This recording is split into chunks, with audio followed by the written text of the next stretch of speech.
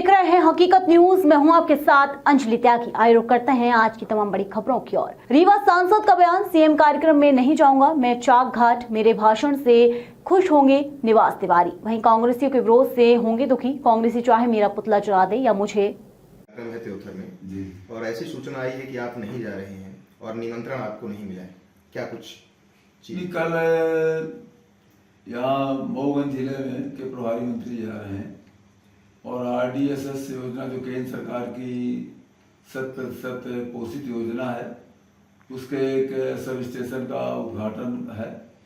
तो इस सिलसिले में मेरे कल के कार्यक्रम में मऊगंज जिले में बने हुए हैं, इस वजह से त्योथर नहीं जा पाऊंगा। अभी हाल ही में आपका एक बयान दिया हुआ सामने आ रहा है जिसमें आप कहते हुए नजर आ रहे हैं कि मुझे निमंत्रण नहीं मिला, और पिछले कई दिनों से ये जो बयानबाजी का दौर चल रहा है त्योथर विधायक और ये तमाम घटनाक्रम।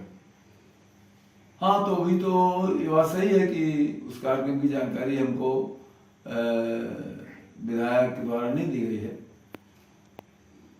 पर मूल कारण तो हमें मऊगंज में रहना है, इस वजह से त्योथर नहीं जा पाएंगे। बयानबाजी, मैंने तो कोई बयानबाजी की नहीं। श्रीनिवास तिवारी जी के उपस्थिति में उनके समर्थक नारा लगाते थे, या दादा न हो दयु आए, वोट न देवे तऊ आए। और मैंने केवल इतना ही कहा कि ये दादा न हो दयु आए, वोट न देवे तऊ आए, माने दयु के राज्य रहा जब, तो एक टोपरी माटी नहीं डाली, दयु के जमाने में नहीं डाली है। आज हमारे तो कहाँ से गड्ढा हो जाते तो अखबार वाले दिखावत के जब इनसे, इतना मेरा भाषण था। तो श्रीनिवास तिवारी जी इस नारे को सुनकर के कि दादा नो दयु आए, वोट न देवे तऊ आए, इस नारे को सुनकर के गदगद हो जाते थे, लोग बताते हैं। तो मेरे भाषण से तो श्रीनिवास तिवारी जी की आत्मा प्रसन्न हुई होगी, वाह इतने वर्षों बाद फिर से मधुर नारा सुनने को मिला। और ये जो हमारा विरोध, इस नारे का जिन लोगों ने विरोध किया है, जो उनके जमाने में नारा ये यही लोग लगाते थे, तो श्रीनिवास तिवारी की आत्मा दुखित हुई होगी कि इतना बढ़िया हमारे प्रिय नारे को का ये लोग विरोध कर रहे हैं। तो इसलिए ये बयानबाजियों का कोई मतलब नहीं है। मैंने जब जब और कांग्रेस की और भारतीय जनता पार्टी के कामों का तुलनात्मक अध्ययन किया जाएगा, विवरण दिया जाएगा, तब तक रीवा में कांग्रेस के शासनकाल में श्रीनिवास तिवारी के कार्यकाल का उल्लेख होगा। ये हम लोग 93 से कहते आए हैं, अभी तक कह रहे हैं। हमारे चाहे कैलाश जोशी जी रहे हों, चाहे सुंदरलाल पटवा जी रहे हों, और चाहे हमारे प्रदेश अध्यक्ष VD शर्मा जी रहे हों, सब लोगों ने उनके शासनकाल, उनके कार्यकाल के समय के रीवा की दुर्गति का उल्लेख अपने भाषणों में करते आए हैं। मैंने भी वही किया है।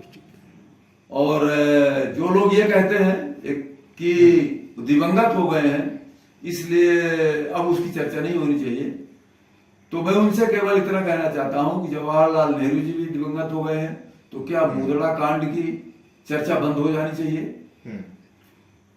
इंदिरा गांधी भी दिवंगत हो गई हैं, तो क्या इमरजेंसी की चर्चा अब हमें नहीं करनी चाहिए?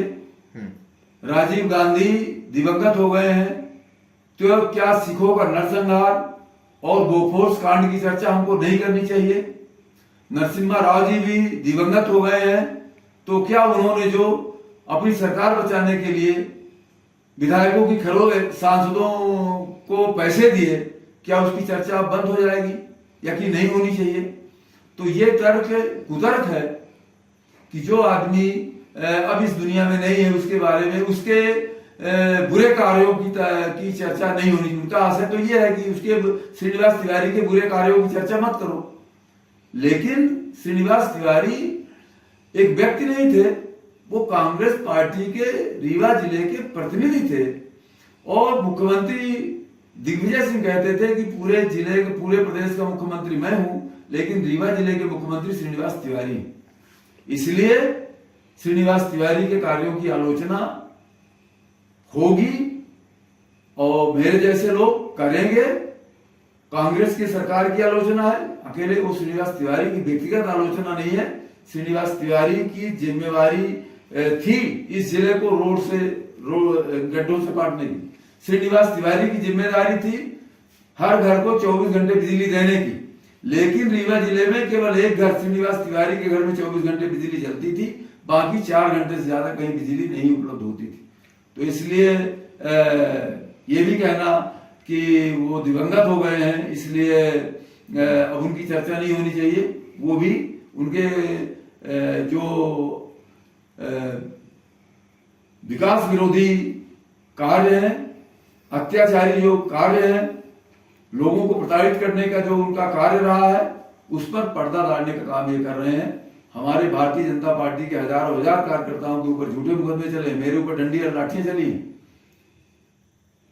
का जबरन मुलजिम बनाया गया, जाने का प्रयास किया गया, तो उस समय हम लोगों के ऊपर लाठियां चली हैं।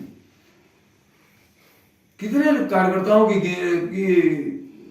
का कहूं, नागेंद्र सिंह जी का सिटी कैबिनेट चलने नहीं दिया गया, उसको बंद करना पड़ा। और जब कैलाश जोशी जी आए तब जाकर के 2003 में सिटी कैबिनेट शुरू हुआ था। तो बड़े कार्यकर्ता नेता से लेकर के छोटे से छोटे कार्यकर्ताओं को तंग करने का, परेशान करने का भारतीय जनता पार्टी के लोगों का काम किया गया है। आम जनता को तंग करने किया है उन्होंने। तो इस वजह से उनके ये जो दिवंगत का बताने का प्रयास कर रहे हैं कि दिवंगत हो गए इसलिए चर्चा नहीं होनी चाहिए, उनके द्वारा किए गए जन विरोधी कार्यों पर ये पर्दा डालने का काम कर रहे हैं। लेकिन अभी भी सवाल ये है कि बाकी जो जितने जनप्रतिनिधि हैं सबको मुख्यमंत्री के कार्यक्रम का निमंत्रण मिला है, केवल अभय मिश्रा जो कांग्रेस विधायक है और आपको छोड़कर। तो ये क्या एक अपमान की तरह है आपका ना बुलाना? आप, हम कहते हैं आप व्यस्त हैं, आप जाएंगे नहीं जाएंगे वो तो अलग विषय है, लेकिन बुलावा तो आना चाहिए था। अब वो उनका काम है, उनको, ये तो उनकी समझ की बात है, हमारे समझ की थोड़ी है। हमारा पार्ट नहीं है, ये उनका पार्ट है, वो उनसे पूछिए उनसे। जी, आपका पुतला भी दहन किया गया, वो पुतला दहन करें, उनमें अगर हिम्मत है, अगर वो सत्य के रास्ते पर हैं, तो जहां कहें जिस चौराहे में चले मैं खड़ा हो जाऊंगा, मुझको जिंदा जला दे। पुतला क्यों जला रहे हैं? मुझको आए ना, मुझको जिंदा जलाए, मैं तर्क कर ले, बात कर ले, तथ्यों से अगर मैं कोई गलत हूं तो मुझको जिंदा जला दे। जी।